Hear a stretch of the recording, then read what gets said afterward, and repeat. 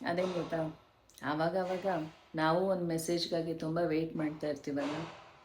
Hi, ಏನು ಮಾಡ್ತಿದ್ಯಾ, ಹೇಗಿದೆಯಾ ಅಂತ ಕೇಳೋ ಒಂದು ಚಿಕ್ಕ ನೋಟ್ ಮೆಸೇಜ್ ಆಗಲಿ, ಆರ್ ಬ್ಯುಸಿಯಾಗಿದೆಯಾ ಅಂತ ತುಂಬ ಕನ್ಸರ್ನ್, ತುಂಬ ಕೇರಿಂದ ಕೇಳೋ ಒಂದು ಮೆಸೇಜ್ ಆಗಲಿ, ಕಾಲ್ ಮಾಡಲಾ ನಿನ್ನ ಜೊತೆ ಮಾತಾಡಬೇಕು ಅಂತ ಅನಿಸ್ತಿದೆ, ನೀನು ತುಂಬ ಲೋ ಆಗಿದೆಯಾ ಸ್ವಲ್ಪ ಮಾತಾಡಲ್ಲ ನಿನ್ನ ಜೊತೆ ಅಂತ ತುಂಬ ಪ್ರೀತಿಯಿಂದ ಕೇಳೋ ಒಂದು ಪರ್ಸನ್ ನಮ್ಮ ಲೈಫಲ್ಲಿ ಇದ್ದರೆ ತುಂಬ ಚೆನ್ನಾಗಿರುತ್ತೆ ಅನಿಸುತ್ತೆ.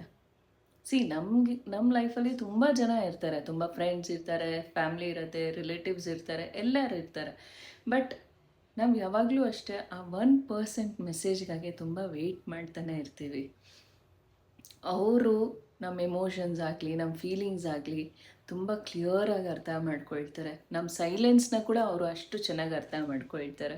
ಸೊ ಅಂಥ ಒಬ್ಬರು ಪರ್ಸನ್ ನಮ್ಮ ಲೈಫಲ್ಲಿದ್ದರೆ ಏನು ಹೇಳೋದು, we will be very lucky ಅಲ್ವಾ. ಹಾಗೆ ನಿಮ್ಮ ಲೈಫಲ್ಲೂ ಆ ರೀತಿ ಪರ್ಸನ್ ಇದ್ದರೆ ನೀವು ತುಂಬ ಲಕ್ಕಿ.